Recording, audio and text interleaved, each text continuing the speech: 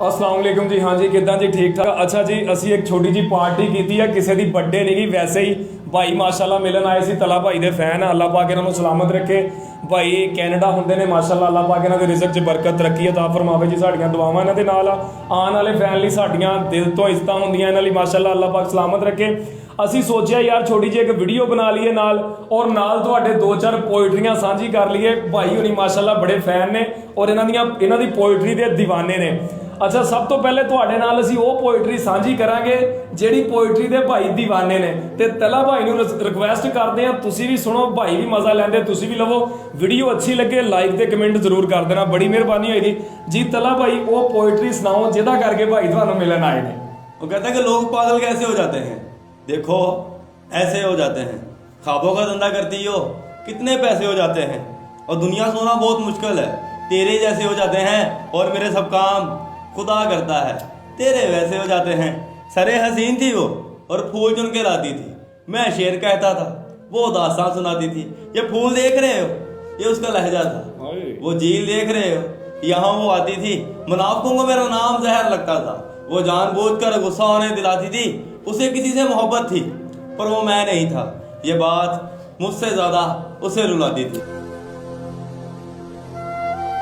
हाय हाय हाय, ये बात मुझसे ज्यादा उसे रुलाती थी।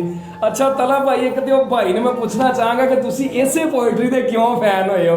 की तुहाडे दिल च ऐसी सट वजी लगन लगी कि तुसी इसे भाई ने कहा जी, उन्होंने कहा जी मैं इन्हां दा इक्को पोइट्री दा फैन है, इस तरह के भाई इस पोइट्री च ऐसी खास वजह मासूमियत। हाय हाय, और दिल तो आवाज तुसी मैं ना तुसी लाजमी है पोइट्री सुनी होएगी तला भाई दी। और इन्हां दा तारफ करन लई लोग इक्को ही गल आन के पुछदे आ, यार ओहो भाई हो लोग पागल कैसे हो जाते हैं। यकीन करो ए हुण भी असीं बाहर निकले, सानू दो चार फैन मिले, उन्होंने आन के नहीं पूछा तुसी राणा तला हो कौन नहीं, उन्होंने इक्को गल पूछी, यार तुसी ओ भाई हो लोग पागल कैसे हो जाते। अच्छा तला भाई, मैं वैसे एक गल पूछना चाहांगा कि जिहड़ा असीं तुहाडा वो अंदाज वेखिया ना, हुण नहीं अंदाज वेखण नूं मिलदा, दी वजह कि उदों को सट ताजी वजी सी, हुण पुरानी हो गई है। ये तो ये कहता कि चलो तुमने पूछा है तुमको बता देते हैं, कि तुमने पूछा है तुमको बता देते हैं, हम पे जो गुजरी है तुमको भी सुना देते हैं। इसके बाद तो हमें खुद पे भी यकीन नहीं, लफ्ज लिखते हैं लिख के मिटा देते हैं, और नमी आंखों में लेकर लोगों से हंस लें। ऐसा लगता है कि जैसे खुद को सदा देते हैं, और तेरी याद से एक पल भी गाफिल ना रहे। यूं ही दिल के बहल जाने को बुला देते हैं, तेरे साथ जो बिताए थे पल याद आते हैं तो रुला देते हैं। हाय हाय हाय, यकीन करो यार, अज भी राणा दिल तो बोलिया, राणा साहब मुंह मिठा करो। नहीं ਇਹਦੇ ਨਾਲ मुंह मिठा बनता ਤੁਹਾਡਾ, अल्लाह पाक ਤੁਹਾਨੂੰ सलामत रखे। हाँ जी जी, मैं सुनाना, मैं क्यों नहीं सुनाने। भाई उन्होंने रिक्वेस्ट की है कि दो शेर तुसी भी सुनाओ, तो ਤੁਹਾਨੂੰ पता मैनू तो पंजाबी आंदी आ। ਸਾਨੂੰ ਤੇ ਭੈਣ ਤੇ ਸੁਣਾ ਦਿਓ। ਜਿਹੜਾ ਸਾਡਾ ਕੈਮਰਾਮੈਨ ਆ ਮਾਸ਼ਾਅੱਲਾ, ਉਹਨਾਂ ਨੇ ਰਿਕਵੈਸਟ ਕੀਤੀ ਹੈ ਕਿ ਭੈਣ ਤੇ ਪੋਇਟਰੀ ਸੁਣਾਓ। ਕਹਿੰਦਾ ਕਿ ਵੀਰ ਭੈਣਾਂ ਦਾ ਮਾਣ ਹੁੰਦੇ ਨੇ, ਜਿੰਦ ਹੁੰਦੇ ਨੇ, ਜਾਨ ਹੁੰਦੇ ਨੇ। ਭੈਣ ਨੂੰ ਮਾਸਾ ਵੀ ਪਰੇਸ਼ਾਨੀ ਹੋਵੇ, ਭੈਣ ਤੋਂ ਵੱਧ ਪਰੇਸ਼ਾਨ ਹੁੰਦੇ ਨੇ। ਜਿਹੜੇ ਭੈਣ ਦੀ ਕਦਰ ਨਹੀਂ ਕਰਦੇ ਉਹ ਨਹੀਂ ਚੰਗੇ ਇਨਸਾਨ ਹੁੰਦੇ ਨੇ। ਭਰਾ ਭੈਣਾਂ ਨਾਲ ਜਦ ਬੋਲਦੇ ਨਹੀਂ, ਬਹਿ ਕੇ ਦੁੱਖ ਸੁੱਖ ਫੋਲਦੇ ਨਹੀਂ, ਰੂਹ ਫਿਰ ਉਦੋਂ ਤੜਪਦੀ ਏ, ਬੜੀ ਪੀੜ ਕਾਲਜੇ ਰੜਕਦੀ ਏ। ਮਾਪਿਆਂ ਬਾਅਦ ਵੀਰਾਂ ਨੂੰ ਤੱਕਦੀਆਂ ਨੇ, ਫਿਰ ਆਸ ਇਹਨਾਂ ਤੇ ਰੱਖਦੀਆਂ ਨੇ। ਭਰਾ ਭਰਜਾਈਆਂ ਪਿੱਛੇ ਲੱਗ ਜਾਂਦੇ, ਫਿਰ ਉਸ ਬੂਹੇ ਤੇ ਆਣੋ ਝੱਕਦੀਆਂ ਨੇ। ਉਹ ਜਦੋਂ ਮਾਣ ਭੈਣਾਂ ਦਾ ਟੁੱਟ ਜਾਂਦਾ, ਵਸੀਮ ਜੀਣਾ ਤਾਂ ਕੀ ਮਰ ਨਾ ਸਕਦੀਆਂ ਨੇ, ਮਰ ਨਾ ਸਕਦੀਆਂ ਨੇ। ਇਸ ਲਈ ਕਦਰ ਕਰਿਆ ਕਰੋ ਭੈਣਾਂ ਦੀ, ਯਕੀਨ ਕਰੋ ਮੈਂ ਇਹ ਇੱਕ ਐਸਾ ਰਿਸ਼ਤਾ ਦੇਖਿਆ ਕਿ ਜਿਹਦੇ ਵਿੱਚ ਮਾਂ ਨਾਲੋਂ ਵੀ ਵੱਧ ਪਿਆਰ ਦੇਖਿਆ ਮੈਂ ਭੈਣ ਦੇ ਰਿਸ਼ਤੇ 'ਚ।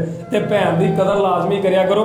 ਇੱਕ ਪੋਇਟਰੀ ਤੁਹਾਨੂੰ ਸੈਡ ਪੋਇਟਰੀ ਸੁਣਾਉਣਾ ਵਾ, ਹੱਡ ਬੀਤੀ, ਜੱਗ ਬੀਤੀ ਨਹੀਂ ਹੱਡ ਬੀਤੀ। ਕਹਿੰਦਾ ਕਿ ਕੱਲ ਰਾਤ ਬਹੁਤ ਹਨੇਰੀ ਸੀ, ਉੱਤੋਂ ਯਾਦ ਆ ਗਈ ਤੇਰੀ ਸੀ। ਇਹੋ ਸੋਚ ਕੇ ਰੋਂਦਾ ਰਿਹਾ ਕਦੇ ਤਾਂ ਤੂੰ ਮੇਰੀ ਸੀ। ਮੈਂ ਤੇਰੇ ਤੇ ਮਰਦਾ ਸਾਂ, ਮੁਹੱਬਤ ਤੈਨੂੰ ਵੀ ਬਥੇਰੀ ਸੀ। ਤੇਥੋਂ ਵਿਛੜ ਕੇ ਬਚ ਗਿਆ ਵਾਂ, ਸਮਝ ਮੇਰੀ ਦਲੇਰੀ ਸੀ। ਉਹ ਝੱਲੀਏ ਕੋਈ ਹੋਰ ਹੁੰਦਾ ਮਰ ਮੁੱਕ ਜਾਂਦਾ, ਬਣ ਜਾਣੀ ਕਬਰ ਦੀ ਢੇਰੀ ਸੀ, ਬਣ ਜਾਣੀ ਕਬਰ ਦੀ ਢੇਰੀ ਸੀ। ਤੇ ਆਖਰੀ ਗੱਲ ਕਿ ਕਹਿੰਦਾ ਜੇ ਪੈਸਿਆਂ ਨਾਲ ਤੂੰ ਮਿਲ ਜਾਵੇਂ, ਮੈਂ ਘਰ 'ਚ ਲੀਰ ਨਾ ਛੱਡਾਂ। ਜੇ ਮੰਗਣ ਨਾਲ ਤੂੰ ਮਿਲ ਜਾਵੇਂ, ਕੋਈ ਦਰਬਾਰ ਕੋਈ ਪੀਰ ਨਾ ਛੱਡਾਂ। ਉਹ ਸਾਡੇ ਰੋਵਣ ਤੇ ਤੂੰ ਰਾਜ਼ੀ ਹੋਵੇਂ, ਮੈਂ ਅੱਖ 'ਚ ਨੀਰ ਨਾ ਛੱਡਾਂ।